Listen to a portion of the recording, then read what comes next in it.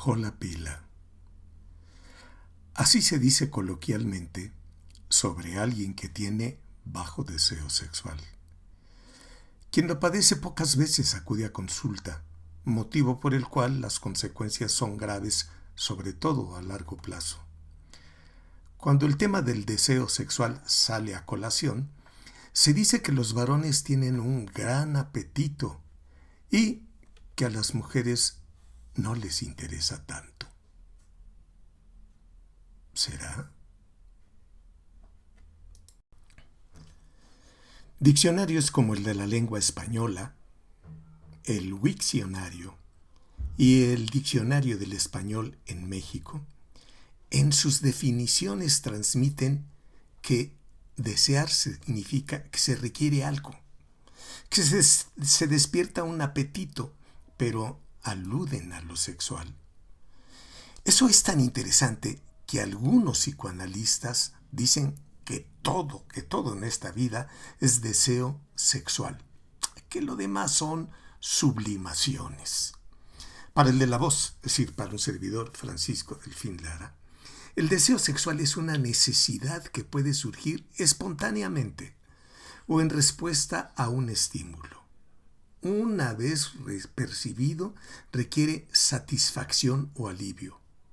Pero ojo, porque en ese momento ya se hizo consciente. El individuo planeará qué hacer y se lanzará a la búsqueda de algo donde o con quién aliviar esa tensión. Si de una persona se trata, será indispensable el acuerdo. Es decir, no se vale bajo ninguna circunstancia aquello de que hice tal cosa porque no pude contenerme.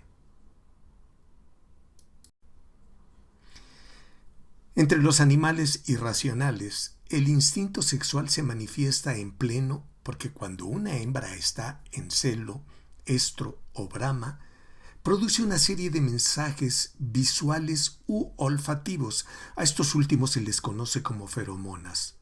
Tan pronto los percibe un macho, sus neuronas estimularán para que se desplace hasta encontrar el espécimen en cuestión, para proceder a la cópula. Suena sencillo, casi automático, pero la cosa no es tan simple. Su cerebro presentará cambios hormonales y neuronales que le permiten identificar y buscar una hembra que esté preparada para responder. Algo así como no con cualquiera. Las feromonas, al llegar a más de un macho, producirán enfrentamientos entre ellos para que el vencedor proceda a la monta, no sin antes haber efectuado algo conocido como cortejo. Durante mucho tiempo se consideró que todos estos comportamientos eran automáticos por estar genéticamente determinados y dirigidos a la reproducción. No obstante, hay animales en los que eso no ocurre. Los llamados hippies de la naturaleza, sí, los bonobos.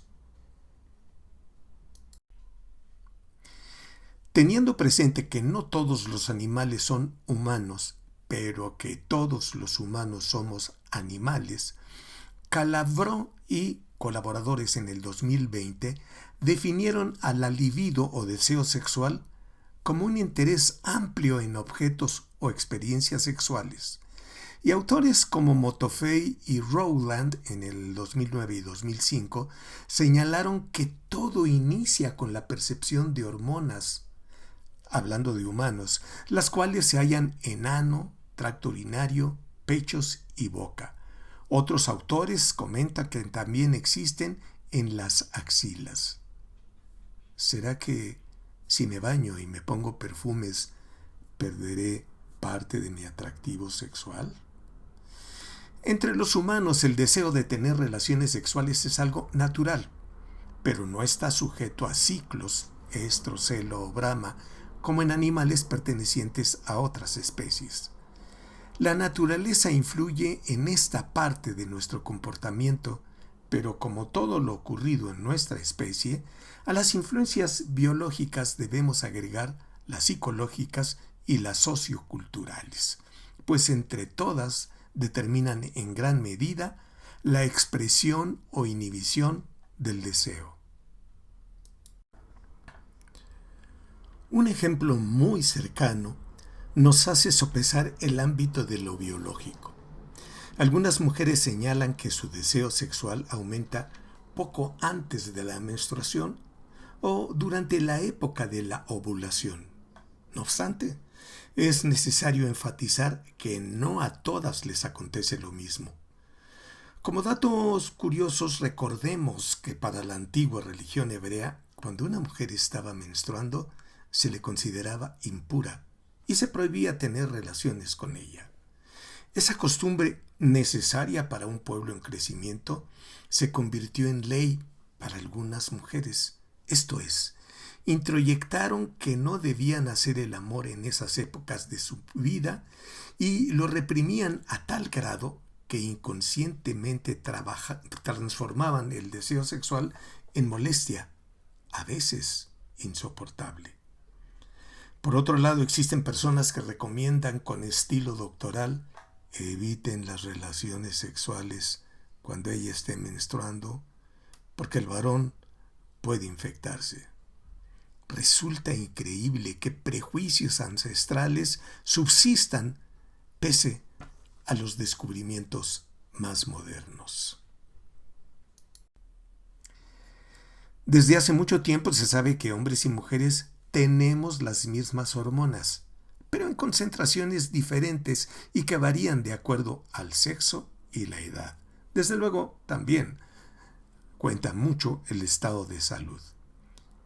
Igual se conoce que la testosterona se relaciona con el deseo, con el apetito sexual, pero esto se hace más evidente cuando sus concentraciones son menores a las normales, aunque como veremos, son muchos los factores que pueden incidir para disminuir el apetito sexual.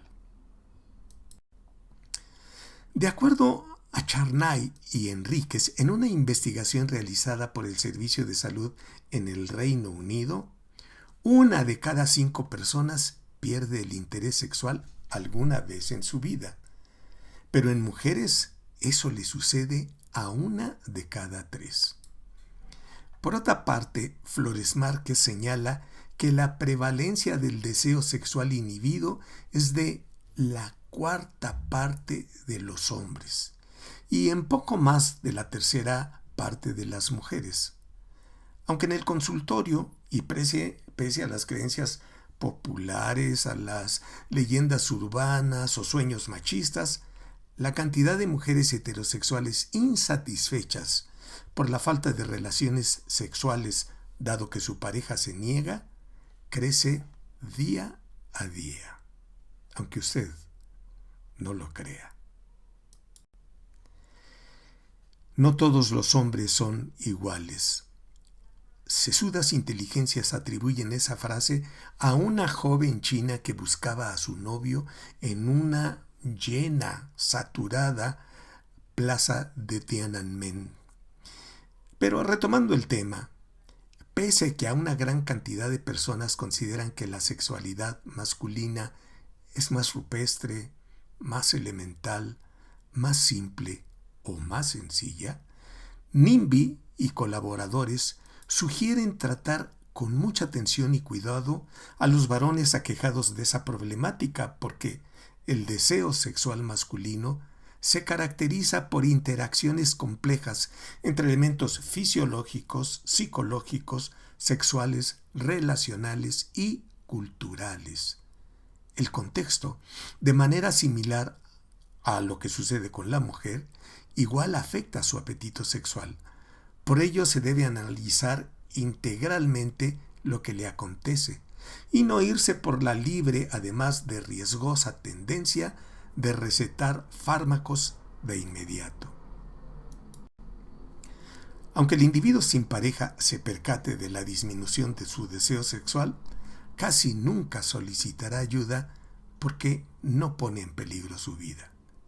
En las parejas, La frecuencia coital casi nunca coincide con el deseo de cada miembro de la diada. En el mejor de los casos, se acoplarán andando el tiempo. Cuando ello no sucede, el miembro dominante determinará la pauta a seguir, lo cual acarrea consecuencias negativas. Si uno de los integrantes de la unión se impone, significa que triunfó, pero esto automáticamente creará resentimientos para más adelante constituirse en un escollo difícil de salvar. Resumiendo, los trastornos del deseo se manifiestan como un descenso marcado en las ganas de tener actividades sexuales. Debe analizarse si la falta de deseo es global. No se le antoja nada ni nadie. O solo ocurre en determinadas circunstancias, en otras casas que no sean la propia. Con personas específicas, con la secretaria o el maestro de gimnasia, sí hay deseo, pero no con la pareja. O en épocas particulares, aniversarios luctuosos y otros por el estilo. Dentro de las causas patológicas, dos de los ejemplos más frecuentes son el estrés, una de las consecuencias más graves del estilo de vida, sobre todo en las grandes ciudades. Y la segunda es la depresión, la cual al adoptar diversas formas no es identificada tempranamente. Entre las causas psicológicas, el que las personas no hayan roto los vínculos afectivos con sus padres suele dificultar el disfrute de su vida en pareja. Lo mismo que si no ha cerrado una relación antigua amorosa, pues tienden a idealizar al ausente y de manera inconsciente se colocan obstáculos que impiden acceder a la felicidad. La persona que experimenta el descenso del deseo sexual no es la única afectada. En pareja, el miembro no sintomático se sentirá rechazado y en un intento por solucionar la problemática buscará con más insistencia a su compañero o compañera, lo que hará que el otro se aísle aún más y se instala el consabido círculo vicioso. Entre las causas socioculturales destaca el tipo de educación sexual recibido, muchas veces cargado de falacias y tabúes, como enfatizar que las relaciones sexuales son solo para procrear. Las cargas laborales también afectan el deseo sexual. En estas épocas, que muchos trabajos se realizan desde casa, piensen cuán benéfica resulta tanta convivencia. Y ¿será que la mujer se dedica solo a realizar actividades de su trabajo? ¿O también efectuará quehaceres domésticos? La mayoría de las personas tienen relaciones sexuales por la noche, al final de su jornada laboral, cuando cargan a cuestas tensiones, cansancio y saben que deben reposar para retornar a la rutina laboral del día siguiente. Eso explica por qué algunos individuos quedan en calidad de muertos post-orgasmo. Algunos alcanzan a decir, buenas no. ¿Qué tal si pedimos para el siguiente sexenio cambio de horario en los trabajos de día?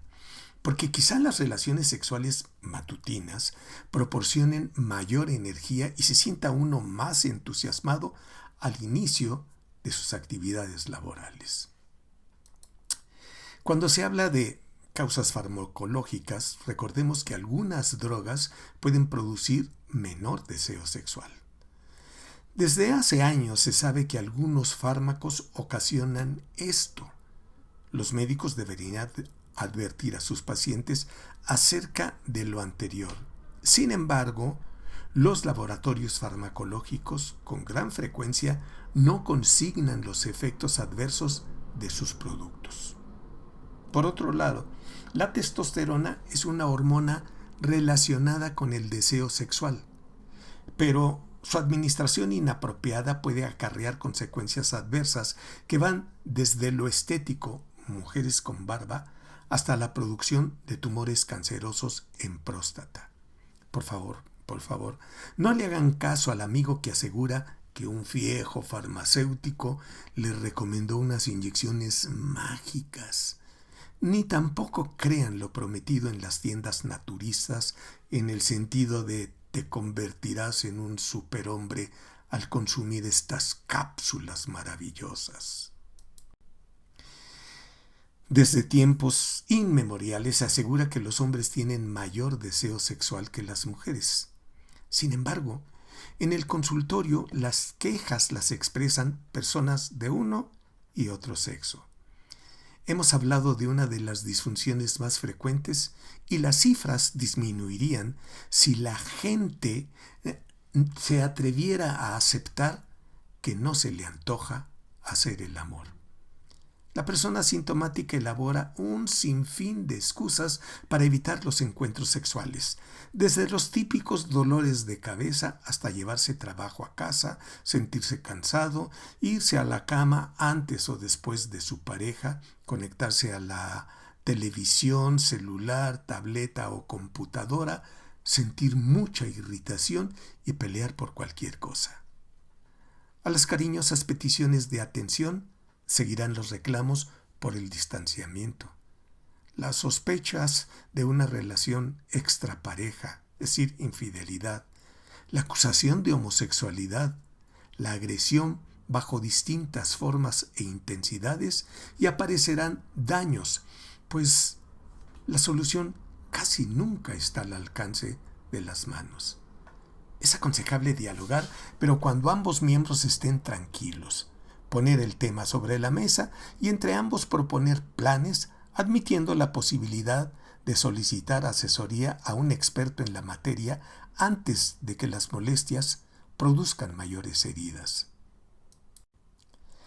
No son muchos los avances, pero las investigaciones brindan hallazgos como los de Bales en 2023, al señalar que localizaron unos circuitos neuronales en ratones relacionados con el apareamiento y otro diferente relacionado con la agresión, y es que antaño se consideraba que iban en el mismo camino.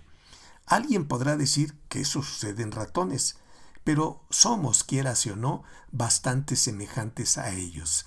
Este hallazgo desembocará más adelante en investigaciones sobre circuitos en seres humanos. Aunque vivimos en una época hipergenitalizada y orgasmomaníaca, debe de quedar claro que en una relación sexual no necesaria u obligatoriamente se tiene que llegar al orgasmo para quedar satisfechos. La realidad es que la gente podría darse oportunidades para tener encuentros sexuales donde la imaginación jugara un papel más trascendente y no realizarlo en forma automática, por no decir instintiva. Conviene recurrir a formas de comunicación en las que lo genital no sea lo prioritario. Por ejemplo, darse la oportunidad de acariciarse todo el cuerpo sin tener que llegar al coito. En los encuentros sexuales se puede usar la palabra y cualquier material que los medios ponen a nuestra disposición para compartirlos a modo de aperitivo, como películas, poesía, música, manjares y todo aquello que estimule nuestra imaginación. A manera de resumen, si el apetito sexual en pareja no coincide, lo mejor es acordar. Realicen acercamientos no demandantes. Echen a volar la imaginación. Se vale todo siempre y cuando la pareja esté de acuerdo. Si no lo han solucionado, conviene consultar a especialistas. Y no lo olvides. Ojalá pronto volvamos a coincidir.